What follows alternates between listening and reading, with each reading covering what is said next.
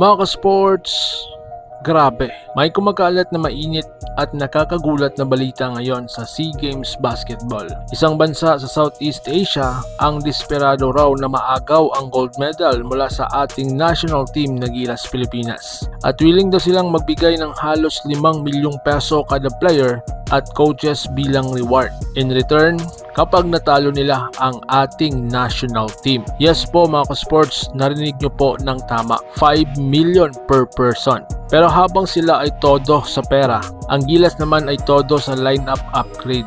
Lalo na sa mga big man towers nila na magiging malaking sakit ng ulo ng kahit sino mang kalaban. Kaya ngayon ang pag-uusapan natin ang 5 milyong insentibong issue, sino ang target talunin, bakit desperado silang agawin ng ginto, at ang pinaka-importante, paano nag-upgrade ang Gilas at bakit mas malakas po tayo ngayon. Kaya huwag na nating patagalin, let's begin. Kung trip mo po ang ganitong content, paiwan ng follow at pa-subscribe na din. Tara, simulan na natin. Mga sports, umuugong ngayon ang balita mula sa regional basketball circles na isang SEA contender na alam nyo na kung sino ang nag-aalok umano ng 5 milyong each sa kanilang players at coaches para talunin lang ang ating national team na Gilas Pilipinas and of course maagaw ang gintong medalya.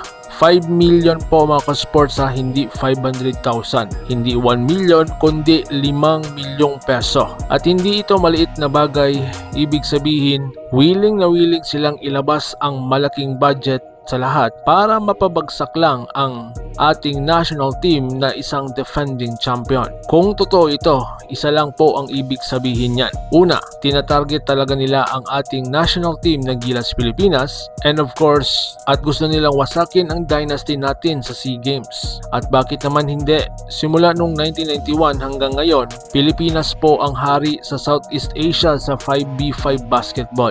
Kaya hindi nakakapagtaka na may bansa dyan na willing gumastos ng ganitong kalaki just to beat the Gilas Pilipinas. Pero ito ang hindi nila alam. Habang sila ay umaasa sa mga milyones, ang Gilas Pilipinas naman ay umaasa sa talent at system.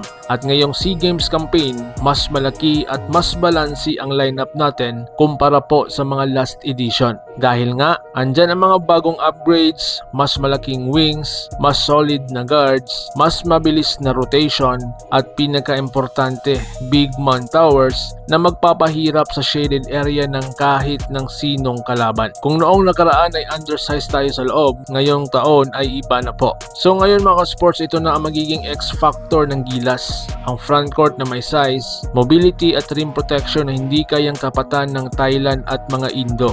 Sila ang magiging backbone ng depensa dahil nga magaling sa shot blocking, rebounding, interior defense, second chance points, at high-low offense. At alam naman natin mga ka-sports, kapag depensa ang pag-usapan, kapag shaded area ang labanan, dito talaga lumalakas ang Gilas Pilipinas. Kaya kahit maglabas pa sila ng 5 milyong pesos each, hindi mabibili ang height advantage natin, hindi mabibili ang chemistry, hindi mabibili ang puso. So ngayon ang tanong, bakit desperado sila? Simple lang, dahil sa mga nakaraang SEA Games, ang Pilipinas ang nag-dominate sa 5v5 basketball na kung saan ang Pilipinas ang benchmark. At pagdating sa clutch moments, Pilipinas pa rin ang hari. At ngayon para sa kanila, ito na raw ang the best chance nilang maagaw ang ating gintong medalya. Pero ang problema nila ngayong taon, mas malakas pa ang Gilas kaysa dati.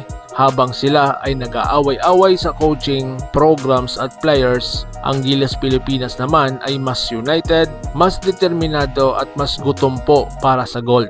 So ngayon mga ka-sports, kaya para sa mga bansa dyan na willing gumastos ng malaki, good luck po sa inyo.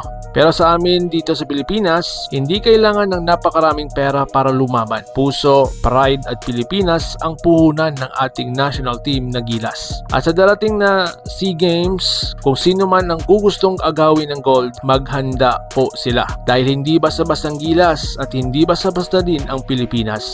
Kung nagustuhan mo ang update na ito, hit like, subscribe at i-on ang notification bell para di ka malate sa bawat Gilas Pilipinas breaking news. So ito po ang The Sports Updates para sa Gilas Pilipinas, puso para sa gold. So paano? Ingat po kayo.